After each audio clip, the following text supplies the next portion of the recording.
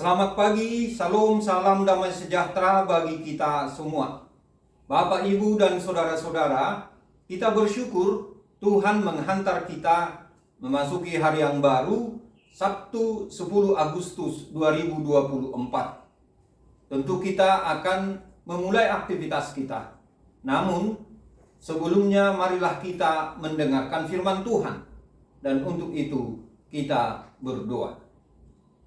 Terima kasih Tuhan atas penyertaan-Mu bagi kami semua hingga pada hari ini.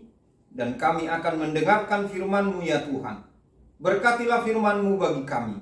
Berkati kami yang mendengarkan firman-Mu. Dan biarlah kami boleh melakukannya dalam kehidupan kami masing-masing. Terima kasih Tuhan. Di dalam nama Yesus Kristus kami berdoa. Amin. Ayat hari kita pada hari ini Sabtu 10 Agustus 2024 diambil dari Mazmur 119 ayat 165. Besarlah ketentraman pada orang-orang yang mencintai Taurat-Mu, tidak ada batu sandungan bagi mereka. Demikian firman Tuhan. Bapak, Ibu, dan saudara-saudara, saya memilih judul dari renungan ini, Firman Tuhan, Sumber Ketentraman Hati. Firman Tuhan, sumber ketentraman hati.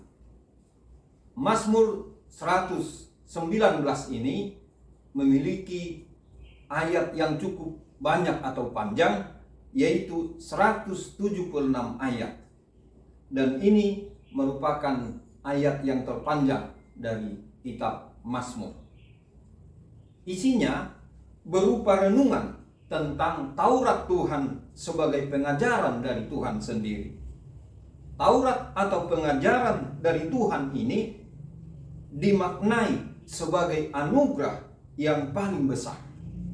Karenanya, pemazmur mengajak setiap orang yang membacanya untuk hidup menurut pengajaran firman Tuhan ini. Mengapa? Karena orang yang hidup mengikuti jalan ini akan mengalami bahwa firman Tuhan adalah pelita bagi kakinya dan terang bagi jalannya. Jadi, dalam Mazmur 119 ini digambarkan tentang firman Tuhan sebagai petunjuk hidup yang diberikan oleh Tuhan, disampaikan oleh orang tua kepada anak-anaknya, anak yang kecil, kepada orang-orang muda yang belum berpengalaman. Pengajaran ini dimulai oleh orang tua di rumah secara lisan, tapi juga dilanjutkan oleh para guru atau pengajar di sekolah secara tertulis. Firman Tuhan ini juga menjadi pokok pengajaran para imam kepada umat dalam menjalani hidup ini. Dengan kata lain, menjadi petunjuk dalam kehidupan setiap orang. Firman Tuhan ini juga adalah pengajaran tentang hidup adil dan benar. Setiap orang diberi pengajaran tentang bagaimana hidup sesuai dengan kehendak Allah, bagaimana kelakuan yang baik di mata Tuhan. Bapak, Ibu, dan saudara-saudara, pada ayat renungan hari ini dikatakan, besarlah ketentraman pada orang-orang yang mencintai Taurat-Mu, tidak ada batu sandungan bagi mereka. Apa pesan dari firman Tuhan pada hari ini bagi kita semua? Pertama, jika kita mengenal firman Tuhan dan sungguh-sungguh menaatinya, maka firman Tuhan akan membawa sukacita dalam hidup kita.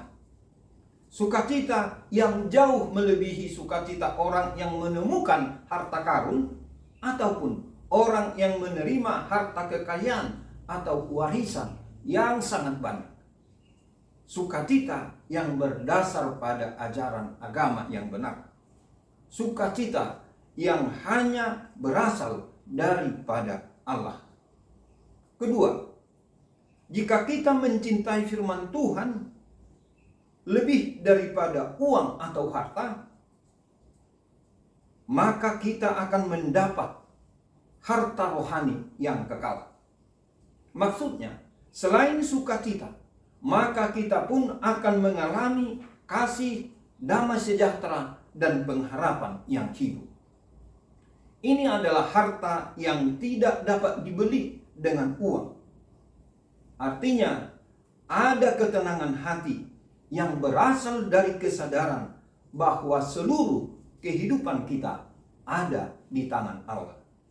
Yang ketiga, Bapak, Ibu, dan saudara-saudara, jika kita hidup dengan firman Tuhan, jadi bukan hanya mengenal dan mencintai firman Tuhan saja, tetapi benar-benar hidup di dalam firman Tuhan, maka hidup kita akan menjadi tentram, berada dalam damai sejahtera.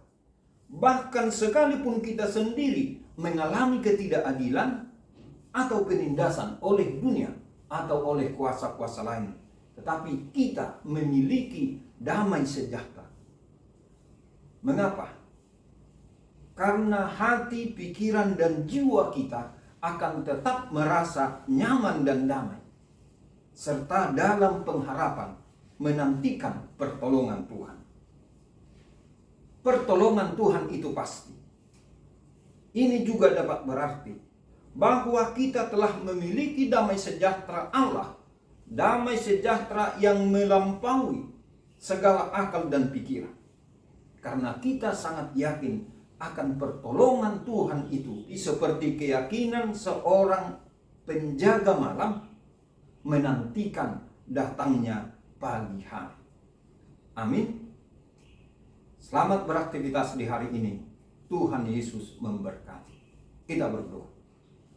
Terima kasih Tuhan atas penyertaan-Mu bagi kami. Biarlah kami boleh merasakan sukacita ketika menyadari Tuhan senantiasa memelihara hidup kami. Tuhan, pagi ini kami berdoa untuk saudara-saudara kami yang dalam keadaan berduka.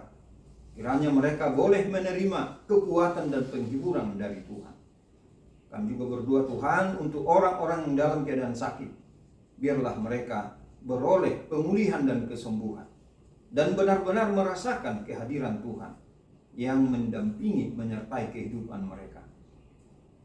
Bagi saudara-saudara kami orang sakit yang akan menjalani tindakan dari dokter pada hari ini atau dalam minggu ini, kiranya mereka boleh menjalaninya dengan baik, dengan kepasrahan dan penyerahan diri kepada Tuhan, tapi juga dengan keyakinan dan pengharapan bahwa melalui tindakan itu mereka akan dikuatkan, dipulihkan, dan disembuhkan.